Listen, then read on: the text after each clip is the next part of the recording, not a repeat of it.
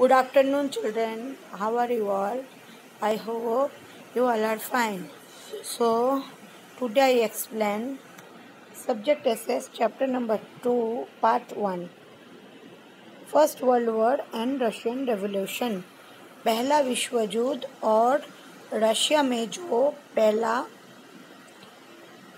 आंदोलन शुरू हुआ था उसके बारे में. रेवोल्यूशन यानी आंदोलन. Consequently, there soared competitions between European nations and established colonies. The greed of colonialism among the Western Europeans and nations caused economic, social, and cultural ruin of Asian African countries. The result of this one world politics is that the First World War, Bolshevik Revolution in Russia, etc., took place. So, dear students, let's study about these details. बच्चों, जब पहला world war शुरू हुआ था, Russia में आंदोलन क्यों हुआ था? सब लालच में थे कि कैसे कैसे कॉलोनीज को यहाँ पे बनाना है. जो वेस्टर्न, जो पश्चिम यूरोपियन नेशंस थे, वहाँ पे जो आर्थिक परिस्थिति जो था वो मेन कारण था. जो सामाजिक और सांस्कृतिक जो वहाँ पे लोग रहते थे, जो उसके एशियन अफ्रीकन कंट्रीज से, उन लोगों का जो था वो वहाँ से कम था. तो रिजल्ट ऐसा था कि उसका परिणाम ऐसा आया, जो वर्ल्ड पॉलिटिक्स मतलब राजनीति जो चल रहा था पूरे विश्व में, अचानक से वहाँ पे युद्ध शुरू हो गया. बोल्शेविक रेवोल्यूशन रशिया में शुरू हुआ था. उस जगह का नाम था बोल्शेविक. सो आज हम लोग बच्चों इसके बारे में डिटेल्स में जानेंगे. Western Europe and colonialism in Asia Africa. के वेस्टर्न यूरोप, पश्चिम यूरोप अपना कॉलोनिज्म एशिया अफ्रीका तक कैसे फैला उसके बारे में हम लोग जानेंगे. The western Europe countries wanted to expand their empires of Asia Africa. Their greed for colonialism did not spare their neighbouring countries. Spain had taken control over Netherlands, Belgium, and Luxembourg. Later on, some their provinces were captured by France.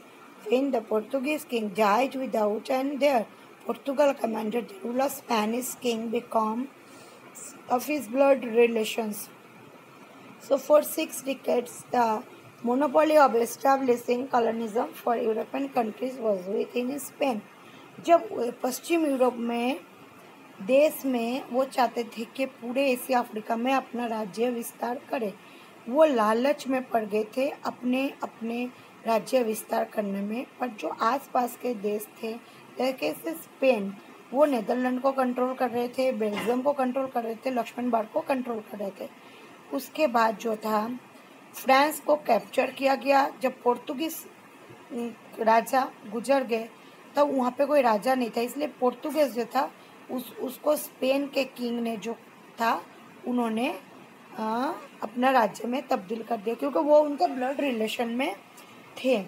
So for 6 decades ऐसे करके 6 जो है अलग अलग राज्य विस्तार हो गया. और उन लोगों ने जो है एक मोनोपोली बना लिया अपने अपने कॉलोनी में कि हम ऐसे जगह पे राज्य विस्तार करेंगे जो एशियन यूरोपियन देश है उसके साथ स्पेन हाथ मिलाया.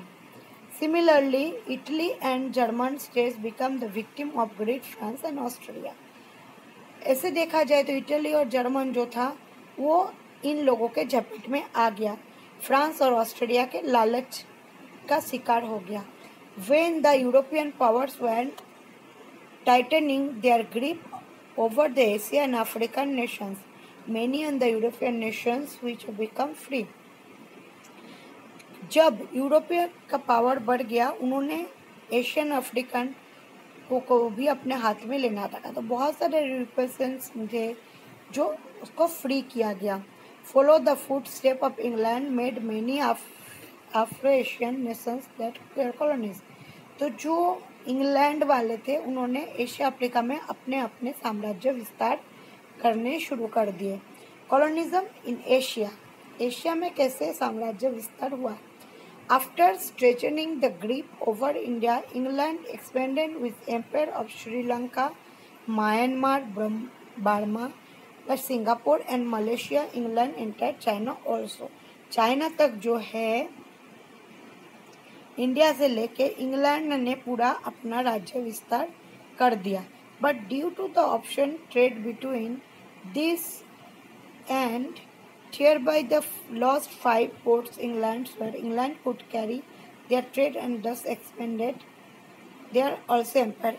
इस वजह से जो है जब 1839-1842 के अंदर एक इतिहास में एक ऐसा रचना किया कि चाइना जो है उसने अपने 5 पोर्ट्स खो दिए. इंग्लैंड जो है उन्होंने उनके सब जगह पर दखल अंदाजी कर लिया. इसलिए जो है चाइना जो है वीक पड़ गया. Japan, Russia, Germany, France, Belgium and America also acquired trade of political rights. इन लोग भी अपने अपने राजनीतिक चाल अपने उसूलों से चलने लगे लड़ाई के लिए. वो उनका अधिकार था. Enormous oil resources the desert region of West Asia attract the European to establish colonies there. England, Germany, Russia and America established oil companies in Iran, Iraq, Kuwait, Saudi Arabia and Bahrain and made efforts to take care of their own interest. जो resources था dessert मतलब जो एक रण था पश्चिम Asia ने वहाँ पे attack किया गया. यूरोपियन जो थे वहाँ पे अपने अपने कॉलोनीज स्थापित कर दिए. उसके बाद जर्मनी, रसिया, अमेरिका जो है वो अपने अपने कंपनीज ईरान, इराक और कुवैत, सऊदी अरबिया में जो तेल का इंडस्ट्री है मतलब उन्होंने वहाँ पे ऑयल रिसोर्सेज शुरू किया. इसके बाद जो है वो अपने अपने इंटरेस्ट से वहाँ पे बस गए. अब देखो colonialism in Africa. The Dutch establish it's colonies for the first time in the end of 15th century in South Africa. After that, England and France established their colonies Cape of Algeria, North Africa respectively. The vast provinces Africa seemed quite stable, acquired some raw material, selling ready products post of industrial revolutions, because of which European countries composed established colonies. King Leopold and Belgium seized vast provinces of Congo and established his rule. England established its colonies in Egypt, some provinces of East Africa, of some South Africa. France established its colonies in Tunisia. And the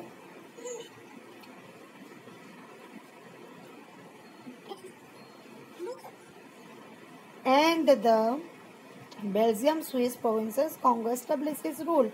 England established its colony, Egypt, some provinces, East Africa, and same of South Africa. तो जो Dutch है, Dutch यानी Dutch people जो है Holland के लोगों को कहते हैं. उन्होंने अपने अपने छोटे छोटे साम्राज्य विस्तार शुरू कर दिया. 15 जब सेंचुरी चल रहा था साउथ अफ्रीका में, उसके बाद इंग्लैंड ने जो है अपना कॉलोनीज जो है अल्जेरियन नॉर्थ अफ्रीका में अपना स्थापना शुरू की. उसके बाद उसने पूरे अफ्रीका में अपना जो है राज्य विस्तार किया. उसमें बहुत सारे उन्होंने raw material selling ready products जो है इंडस्ट्रियल रेवोल्यूशंस में ऐसा काम शुरू किया. Because of which European countries compared established colonies. इसलिए जो यूरोपियन कंट्रीज है उन लोगों ने अपना कॉलोनीज में ये सब बिजनेस में जो है अपना स्थापना कर दिया. और उन्होंने फिर ये जो इंडस्ट्रियल रेवोल्यूशन था एक आंदोलन जो था इन लोगों का मतलब वो जो है यूरोपियन कंट्रीज जो है उसके जो किंग थे Leopold in Belgium seize west provinces Congo and established rule. Belgium को दखल किया और वहाँ पे अपना रूल स्थापन किया. England establish it's colonies in Egypt. England जो है इजिप्ट यानी मिस्र में अपना साम्राज्य स्थापन किया. Some province of East Africa name is South Africa. France establish colonies and territories. East Africa, West Africa, South Africa सब जगह अपने अपने कॉलोनीज यूरोप ने स्थापन किए. Morocco and West Africa provinces, Germany established empire and provinces, and West Africa, Italy captured African provinces and around Red Sea, लाल समुंदर के किनारे अपना अपना राज्य विस्तार किया और वहाँ पे जो है अपने अपने राज्य के हिसाब से अपने अपने जो काम है मोनोपोली के हिसाब से बिजनेस शुरू करने लगे।